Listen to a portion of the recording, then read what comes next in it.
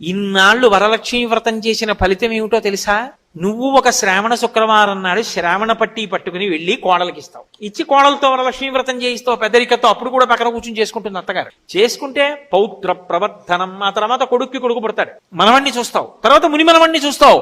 ఇన్ని ఇవ్వగలిగినది ఏదో తెలుసు, అదే వరలక్ష్మీ వ్రతం నామ వ్రతమస్తి మనోహరం. వరలక్ష్మీ వ్రతం అనబడేటటువంటి ఈ వ్రతం ఉన్నదే, ఇది పరమ మనోహరమైనటువంటి వ్రతం. అసలు ఆ వ్రతం వస్తోంది అంటే ఆ వ్రతం చెయ్యడానికి ముందు నుంచి పూర్వాంగం, అంటే శుక్రవారం నాడు వ్రతం చేసుకోవాలి అంటే గురువారం నుంచి చేసే పనులన్నీ ఎంత సంతోషదాయకంగా ఉంటాయో తెలుసా? కాబట్టి అటువంటి వ్రతాన్ని జన్మ హక్కు కాబట్టి సువాసినులకి పరమ సంతోషంగా, మన దగ్గర ఎంత లేదన్న దానితో సంబంధం లేదు, పరమ సంతోషంగా ఆ వ్రతాన్ని చేసుకుంటారు. ఇన్నాళ్లు వరలక్ష్మీ వ్రతం చేసిన ఫలితం ఏమిటో తెలుసా? నువ్వు ఒక శ్రావణ శుక్రవారం నాడు శ్రావణ పట్టి పట్టుకుని వెళ్ళి కోడలికి ఇస్తావు. ఇచ్చి కోడలతో వరలక్ష్మీ వ్రతం చేయిస్తావు పెద్దరికతో. అప్పుడు